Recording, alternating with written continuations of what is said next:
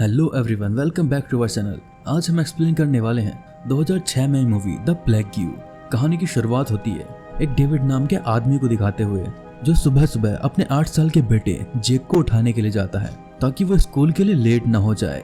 जब जेक कोई जवाब नहीं देता है तो डेविड उसके पास जाता है। जेक का चेहरा देखते ही उसके होश उड़ जाते हैं क्योंकि जेक सांस नहीं ले रहा था और उसके मुंह से झाग निकल रहे थे। डेविड तुरंत उसको लेकर हॉस्पिटल जाता है और तब उसे पता चलता है कि सिर्फ उसके बच्चे के साथ ही ये सब नहीं हुआ।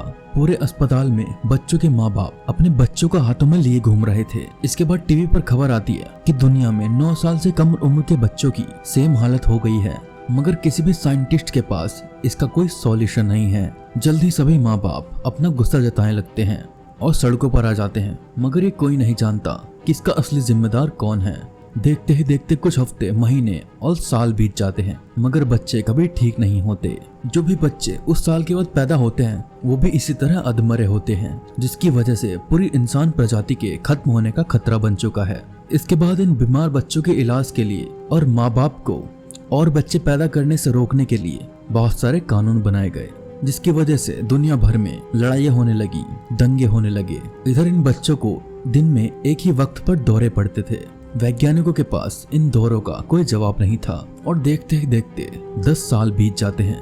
8 साल का जेक अब 18 साल का हो चुका था, पर उसके अंदर बिल्कुल भी जान नहीं थी। डेविड उसका काफी ख्याल रखता था, लेकिन बाकियों की तरह वो भी उसके ठीक होने की उम्मीद खो चुका था। डेविड के शहर में सभी स्कूल बंद कर दिए गए और बीमार बच्चों के लिए हॉस्पिटल बनाए गए। यहाँ की हेड डॉक्टर जीन नाम की लड़की होती है। इसके बाद हम जीन के एक्स हस्बैंड टॉम को देखते हैं, जो कुछ साल पहले एक आदमी को मारने के जुर्म में जेल चला गया था। इस घटना के बाद उसकी पूरी लाइफ बदल जाती है क्योंकि उसका परिवार और नौकरी दोनों ही छिन जाते हैं। अब जेल में सजा काटने के बाद टॉम फ्री हो गया था। टॉम के पास रहने के लिए घर नहीं था, इसलिए डेविड ने उसे अपने घर में रख लिया। टॉम जेक को देखता है। वो देखता है कि डेविड जेक के लिए बहुत सारी मेडिकल मशीनें ला रखी थी। वो डेविड से पूछता है कि इस सब में तुम्हारा काफी खर्चा हो गया होगा, पर डेविड कहता है अगर इससे उसका बेटा ठीक हो जाए तो अपनी सारी कमाई लगाने को तैयार है। डेविड का मानना है कि जेक कुछ बोल तो नहीं सकता, मगर उसे अपने आसपास की हर एक चीज महसूस होती है और सुनाई देती है। फिर शाम को टॉम जीन से मिलने जाता है, पर जीन उसको देखकर बिल्कुल भी खुश नहीं थी। जीन ने उससे दूर चले जाने को कहा। टॉम अब भी उसको प्यार करता था, मगर जीन सिर्फ उसको एक कातिल ही समझती थी। अगले दिन टॉम अपने पुराने दोस्त से मिलने जाता है, जो कि पुलिस इंस्पेक्टर था। वहाँ पर वो एक लड़के और लड़की को देखता है, जिनको इन दोनों को लोगों के घरों में घुसने के लिए गिरफ्तार किया गया था। 10 साल पहले उनकी उम्र 9 साल से कुछ ही ज्यादा थी, इसलिए वो बाकी बच्चों की तरह अधमरे होने से बच चुके थे। अब ये दोनों छुपकर लोगों के घरों में घुसकर उन अधमरे बच्चों से बात करने की कोशिश करते हैं, पर कोई नहीं जानता था कि वो ऐसा क्यों कर रहे हैं। इसके बाद हम एक डॉक्टर को जाते हुए देखते हैं, पर अचानक वो वहीं जमी रह जाती है। लेकिन अचानक वो वहीं रुक जाती है क्योंकि सभी बच्चे जिंदा हो गए थे और उसको गुस्से से घूर रहे थे। डॉक्टर को विश्वास ही नहीं हो रहा था। तभी अचानक एक लड़की ने उस पर हमला कर दिया। दूसरी तरफ टॉम रात को डेविड के घर में होता है। जब उसकी आंख खुलती है तो वो देखता है कि टीवी पर इमरजेंसी घोषित कर दी गई है। वो तभी जेक के कमरे में जाता है, पर जेक वहां से गायब था। फिर उसने डेविड के कमरे में जाकर देखा।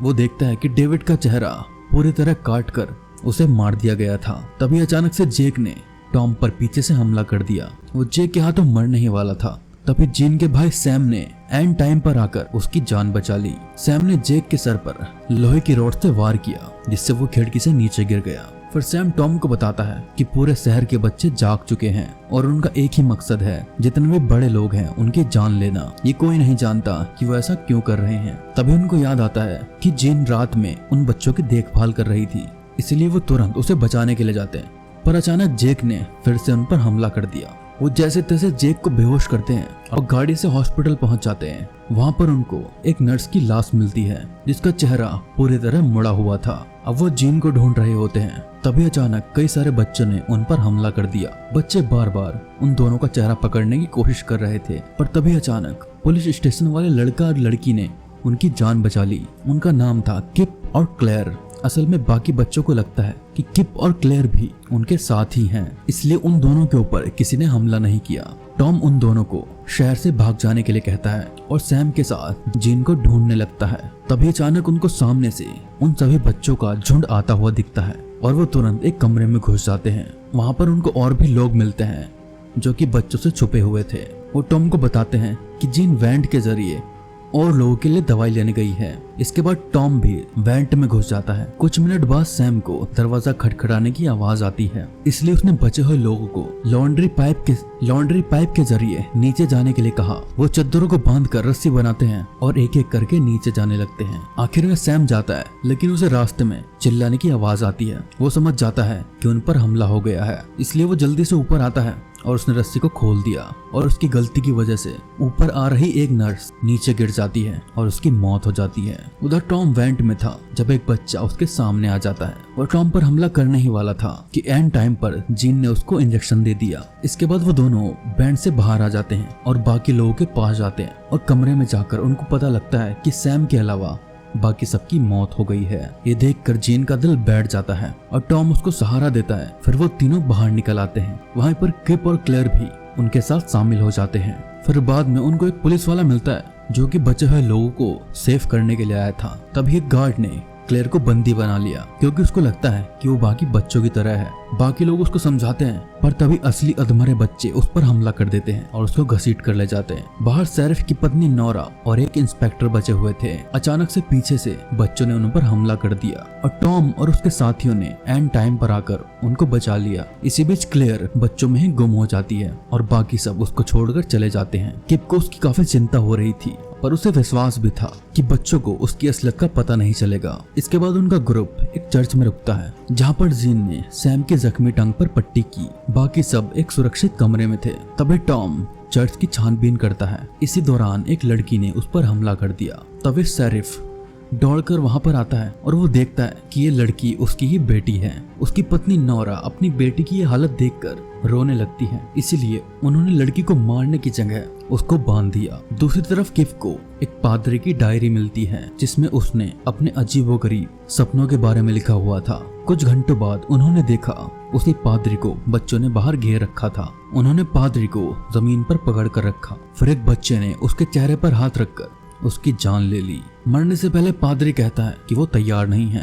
किप ये डायरी टॉम को दिखाता है और उसे आखिरी पन्ना पढ़ने के लिए कहता है। उसमें पादरी ने अपनी मौत के बारे में लिखा हुआ था कि बच्चों ने उसके चेहरे से उसकी आत्मा निकाल ली है। उसमें ये भी लिखा था, ये बच्चे तुम्हारे साथ वैसा ही करेंगे जैसा तुम इनके साथ करोगे। टॉम को इसका असली मतलब समझ नहीं आता, पर वो ये पन्ना संभाल कर रखता है। नोरा अपनी बेटी को रोते हुए देखती है तो उसे लगता है कि वो ठीक हो गई है, इसलिए उसने अपनी बेटी की रस्सियों को खोल दिया। मगर उसी बेटी ने एक ही बार में उसे मौत के घाट उतार दिया। जब शेरिफ वहां पहुंचता है तो वो ये देखकर काफी दुखी होता है, इसलिए उसने पहले अपनी बेटी को गोली मारी और फिर खुद मारा गया। फिर अगली सुबह हम देखते हैं कि क्लेयर अब भी जिंदा होती है। जब वो अपने घर पहुंचती है तो उसे अपनी माँ की लाश खून में लिपटी हुई मिलती है। वहीं दूसरी ओर टॉम और उसके साथियों को पास ही में आर्मी बेस के होने की खबर मिलती है। उनको लगता है कि वहां पहुंचकर ही वो सुरक्षित रह सकते हैं।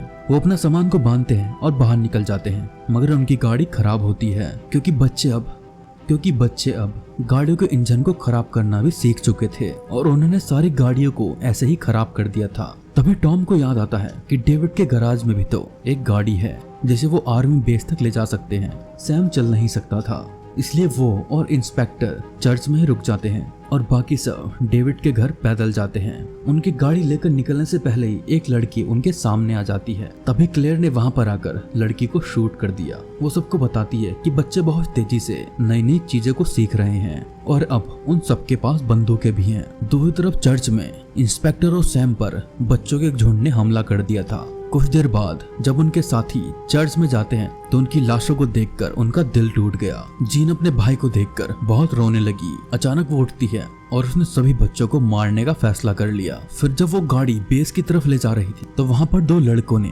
गाड़ी पर गोलियां चला दी, जिससे गाड़ी के टायर फट गए और तभी जीन बिना सुने बाहर आ गई और कुछ ही देर में उसने बच्चों को गोलियों से भून दिया। वो उनके मरने के बाद भी गोलियां चलाती रही, जिसको देखकर उनके साथी घबरा गए। जीन की गोलियां खत्म हो चुकी थी, इसलिए उसने पुलिस स्टेशन जाकर और गोलियां लाने का फैसला किया। पर टॉम उसको समझाता है हमें और गोलियों की जरूरत नहीं है, लेकिन जीन अपनी बात पर अड़ी रही और अकेली पुलिस स्टेशन की तरफ जाने लगी। जल्द ही क्लिप और क्लेयर भी उसके पीछे जाने लगते हैं और अब टॉम अकेला रह गया था। वो अकेला आर्मी बेस की तरफ जाने लगा और उसने रास्ते में बैठकर पादरी का लिखा हुआ वो कागज दोबारा पढ़ा। उसे समझ आ गया था कि ये बच्चे लोगों की आत्मा को छीन रहे हैं, पर इनको रोकना कैसे है इसका कोई तरीका नहीं था। दूसरी तरफ पुलिस स्टेशन में जीन और उसके साथी देखते हैं कि कई बच्चे हथियार इकट्ठा कर रहे हैं। क्लेयर अंदर जाकर बंदूकों को चुराने का फैसला करती है क्योंकि बच्चे उसे अपने जैसा समझते थे। जीन और किप दूसरे कमरे में उसका इंतजार करते हैं। तभी अचानक उनको गोलियां चलने की आवाज आती है।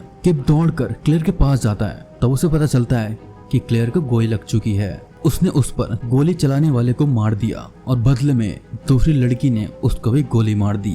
आखिर में किप और क्लेयर मारे गए। कुछ देर बाद टॉम पुलिस स्टेशन आता है। उसने देखा कि जीन पागल हो चुकी थी। उसे कुछ समझ नहीं आ रहा था।